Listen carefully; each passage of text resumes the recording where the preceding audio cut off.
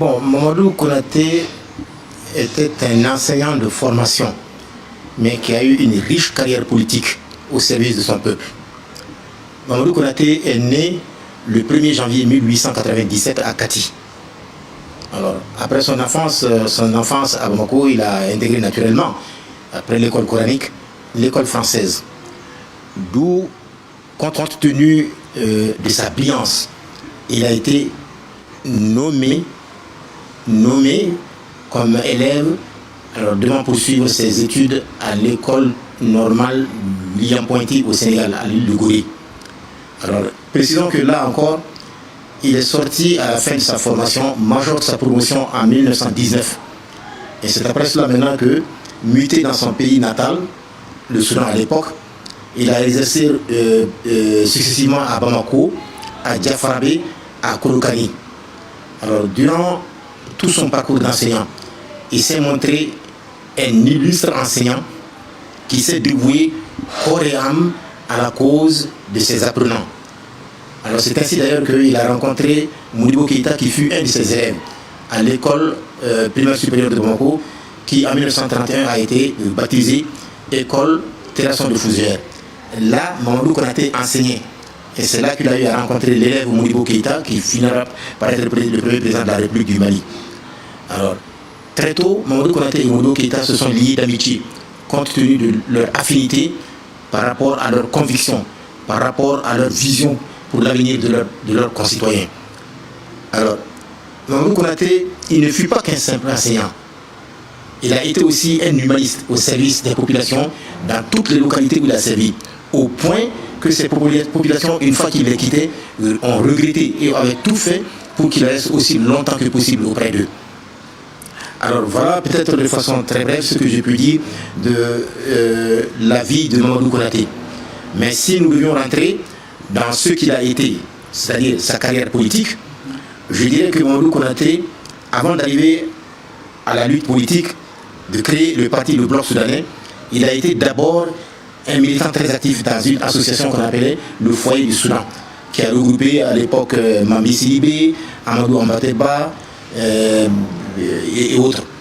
Alors c'est au sein de cette association qu'il s'est initié au militantisme, du syndicalisme.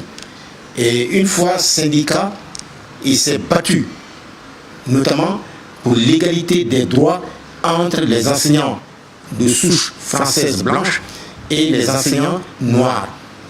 Et le premier syndicat qu'ils ont créé, c'était le syndicat des enseignants d'Afrique noire, où il a milité avec un certain Maliba Dansoko, Sega Diallo, Modibo Keïta et Ouezin Koulibaly.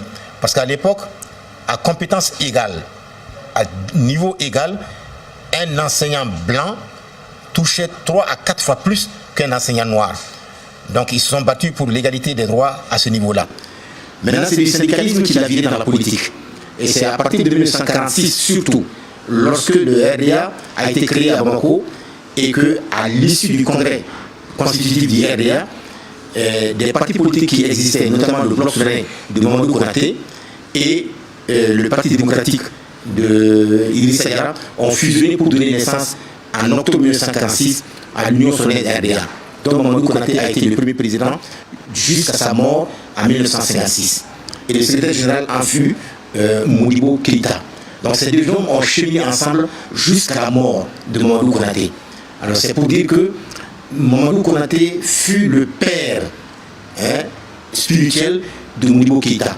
C'est lui qui a initié Modibo à la politique, c'est lui qui a permis à Modibo d'arriver à un certain niveau de responsabilité qui lui a permis de faire valoir ses capacités en tant qu'homme politique jusqu'à l'indépendance du Mali en 1960.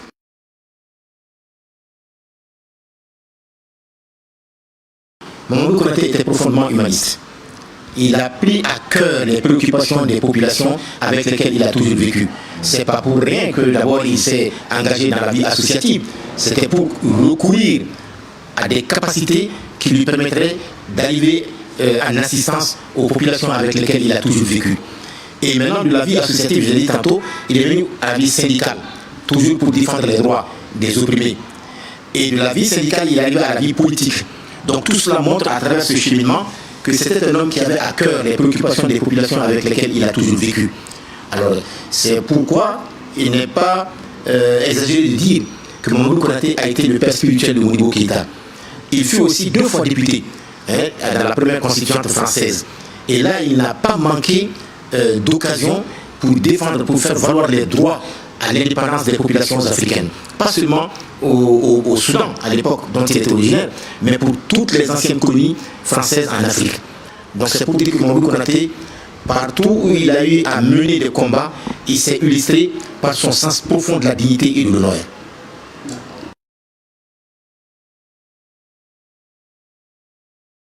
Oui, par rapport à ce chant a une histoire.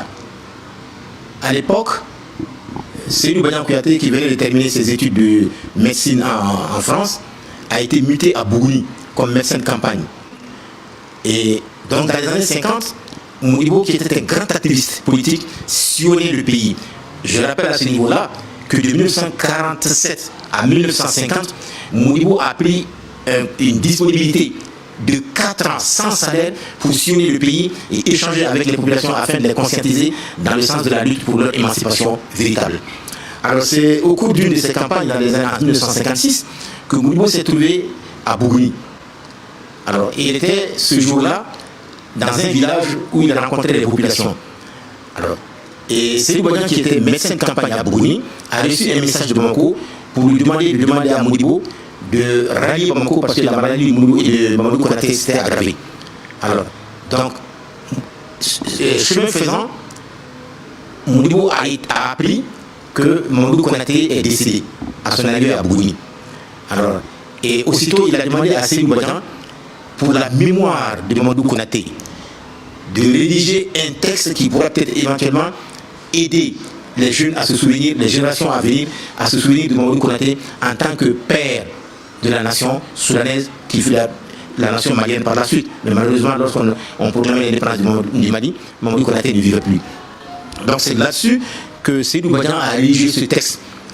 Et c'est en décembre 1959, lorsque le mouvement pionnier a été créé à l'issue du congrès de la jeunesse de l'Union soudanaise RDA, que ce texte est devenu le chant national des pionniers du Mali, en mémoire à Mamadou Konaté. Donc voilà un peu ce que j'ai pu dire sur ce chant-là et de son histoire.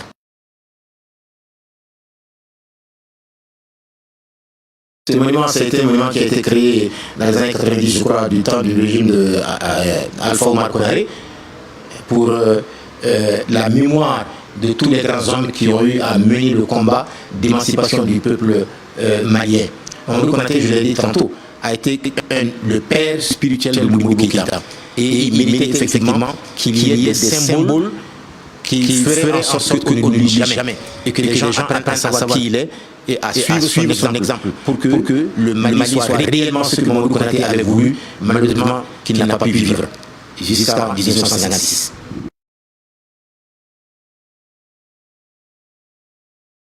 La doctrine de Mamadou Konaté, moi je dirais que nous devons faire en sorte que vous, les jeunes, vous connaissez l'histoire véritable de votre pays.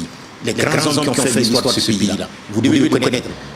Malheureusement, qu'est-ce qu'on constate? La plupart des programmes d'enseignement des sciences humaines, depuis le fondamental jusqu'au supérieur, l'histoire, l'instruction civique, pratiquement tout est extraverti. On apprend à connaître l'Europe et le reste du monde quand nous connaître nous-mêmes. Donc il faudrait que nous travaillions à rendre nos programmes d'enseignement moins extravertis, mais plus introvertis, tournés vers la connaissance de nous-mêmes. Parce que, comme le dit un proverbe africain, la pire des pauvretés, c'est l'ignorance, et la pire des ignorances, c'est la méconnaissance de soi. Aussi longtemps que nous n'apprendrons pas à nous connaître, à savoir de qui nous sommes issus.